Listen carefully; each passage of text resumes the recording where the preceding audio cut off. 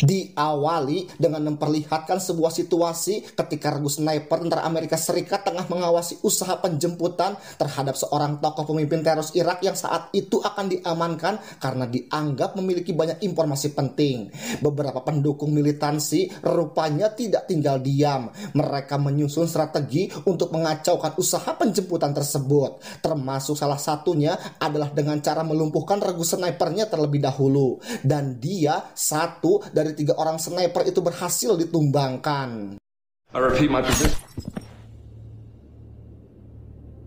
Spontan, situasi tersebut membuat Prank sebagai pemimpin regu menjadi kalap dan bertindak di luar kendali. Alhasil, keluarga si tokoh yang semestinya dilindungi pun akhirnya ia bantai juga.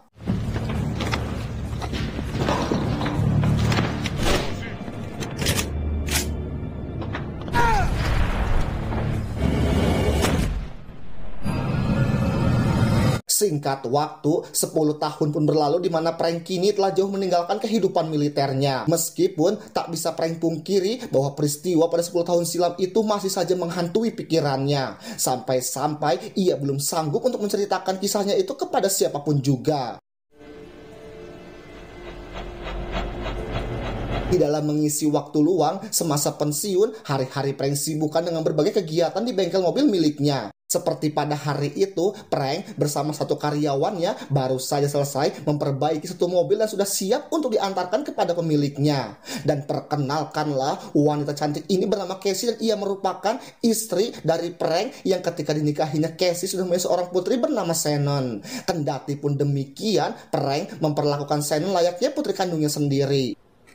Please, Frank. Mengetahui Prank akan mendapatkan bayaran dari sang pemilik mobil, Casey dan Shannon memaksa untuk ikut mengantar mobilnya sambil membujuk Prank agar mau membawa mereka liburan akhir pekan. Prank akhirnya membawa mereka walaupun sedikit ada rasa was-was juga. Sebab yang dituju adalah seorang bos mafia yang Prank sendiri dulu pernah bekerja untuknya. Saat tiba di tempat tujuan, Prank dapat gangguan dari si Badigul yang karena sikap songongnya sempat terjadi adu mulut yang berujung pada sebuah perkelahian. Beruntung, satu orang dalam bernama Lazarus datang untuk melarang mereka dan langsung membawa Prank menghadap bos yang bernama Cleo. Hey boss, Frank. Saat itu Prank dibuat kaget dengan isi amplop yang diterimanya. Karena untuk sekedar bayaran servis mobil saja tentu tak mungkin dengan jumlah uang sebanyak itu. Usut punya usut, Cleo ini rupanya ingin Prank kembali bekerja untuknya sebagai pembunuh bayaran. Akan tetapi Prank menolak tawaran tersebut lalu pergi membawa amplopnya. Keep it. You earned it.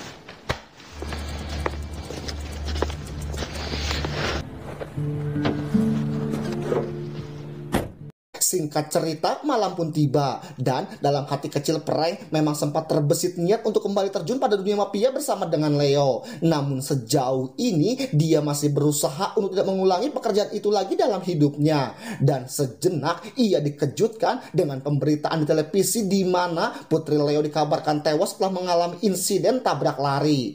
Informasi ini membuat Prank sangat terpukul sebab dia tahu betul betapa Leo sangat menyayangi putrinya tersebut.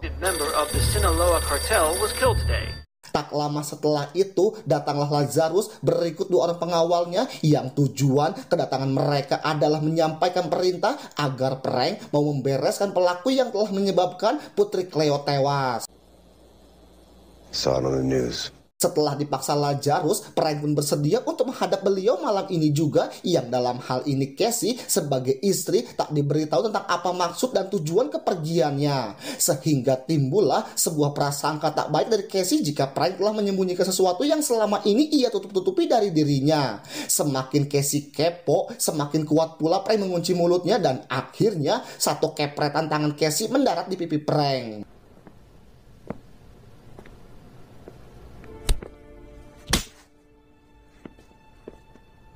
Tanpa berpikir untuk membalas kepretan itu, Frank pun lantas pergi menuju rumah Leo. Sebagai manusia biasa, Leo rupanya masih belum bisa terima tragedi maut yang menimpa putrinya itu. Terlebih karena si pelaku yang malah melarikan diri saat tabrakan terjadi. Maka dari itu Leo memaksa Frank untuk membunuh si pelaku. Jika tidak, maka Leo mengancam akan membocorkan rahasia dari masa lalu Frank kepada istrinya dan juga anaknya. Alhasil dengan terpaksa Frank pun menyanggupi permintaan bos Leo. She's a kid, Len. Deal. Di sisi lain, Lazarus yang sudah mengantongi data lengkap si pelaku langsung menyerahkannya sekaligus meminta Frank segera bergegas menjalankan tugas tersebut. Dari data yang ada, Frank berhasil mengusut jejak si pelaku dengan cukup mudah, yang artinya 99% Frank mampu untuk mengeksekusinya sebelum si pelaku menyerahkan diri kepada pihak kepolisian setempat. Namun setelah mengetahui posisi target sedang bersama keluarganya, seketika itu pun Frank teringat detik-detik saat pembantaian pada 10 tahun silam. Hal itulah yang kemudian membuat Frank terjebak di dalam dilema sampai akhirnya ia memutuskan untuk membiarkan si pelaku hingga tak lama pihak kepolisian pun datang untuk menangkapnya. Sayang seribu sayang, apa yang baru Frank lakukan terhadap si pelaku terpantau oleh salah satu anak buah si Lazarus, dan beritanya pun sampai kepada bos Leo, yang karena hal tersebut Lazarus dipaksa Leo turun tangan untuk memburu keduanya. Kill her.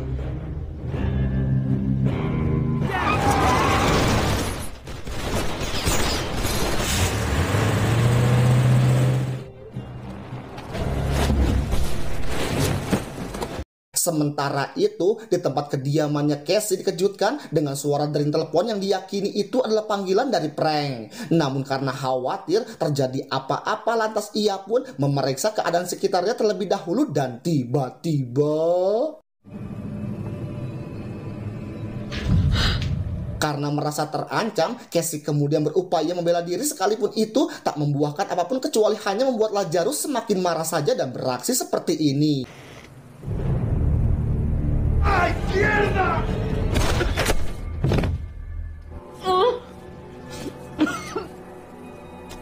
Frank pun langsung ke rumahnya dan mendapati Casey pingsan di depan pintu dengan keadaan yang sangat mengkhawatirkan. Maka dibawalah ia ke rumah sakit terdekat. Sementara di saat yang sama Lazarus tengah mempersiapkan si pelaku untuk dieksekusi mati saat itu juga.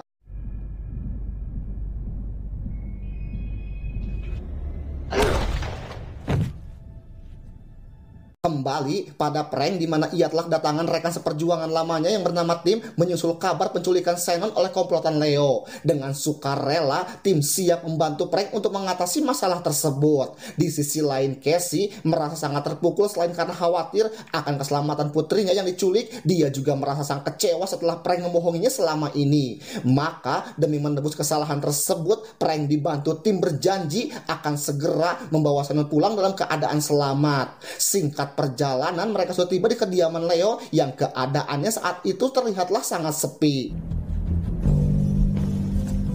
Beruntung masih terdapat satu pria yang bisa dijadikan sumber informasi kemana Leo telah membawa Shannon pergi. Belum juga informasi didapat, pria itu tiba-tiba menyerang Frank sehingga apa boleh buat Tim harus menembaknya hingga dia tewas saat itu juga.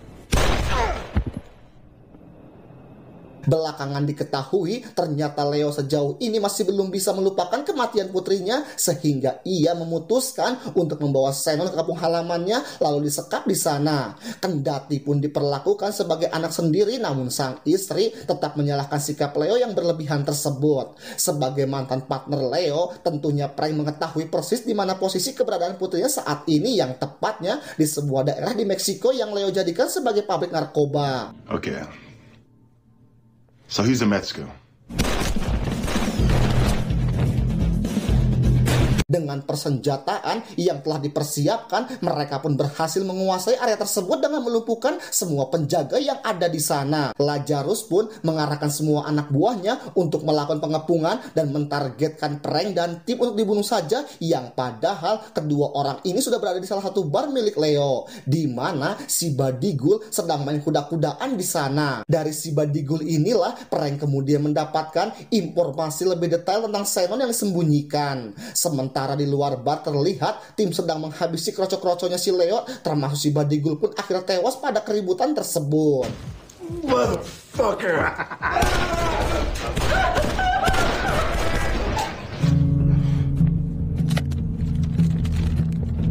Mengingat kondisi saat itu sudah semakin berbahaya untuk keamanan Leo, maka dengan segenap kemampuannya, Lazarus berusaha melindunginya dengan mengarahkan serangan ke atas bukit di mana Frank bersama tim sudah siap dengan kokangan senjata jarak jauh milik mereka. Dan aksi baku tembak pun tak terelakkan lagi. You might want to get down.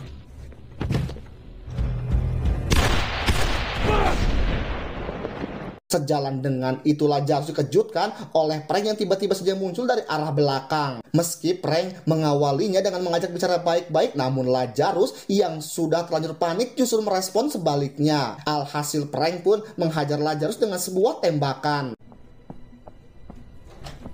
Can't do that, Frank. Nasib naas juga dialami oleh tim di mana rupanya aksi baku tembak tadi telah melukai tubuhnya juga. Di tengah kondisi seperti itu, ia masih berusaha agar Frank segera menemui Shannon karena jika tidak, maka dalam sekejap Leo akan membawanya kabur kembali. Just go. Be careful.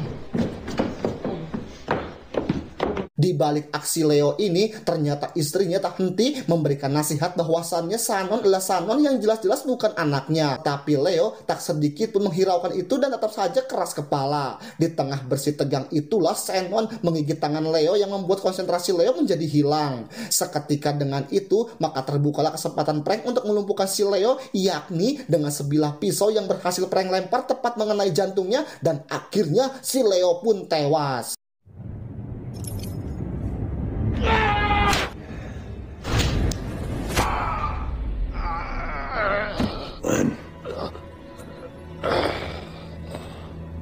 Usai melewati lika-liku perjalanan yang cukup melelahkan, Frank pun akhirnya bisa menepati janji terhadap sang istri, yaitu membawa Shannon pulang dengan keadaan selamat. Dari situ, maka keluarga ini pun kembali berjalan rukun seperti sedia kala. Di akhir cerita, Frank berikut dengan tim mau dibawa ke sebuah grup curhat yang dikelola oleh Casey. Tampaknya Frank sekarang sudah bisa melepaskan dari bayangan di masa lalunya dan mencoba memulai kehidupan yang baru bersama dengan Casey, si janda Bahenol anak satu. Dan akhirnya alur cerita film ini pun usai.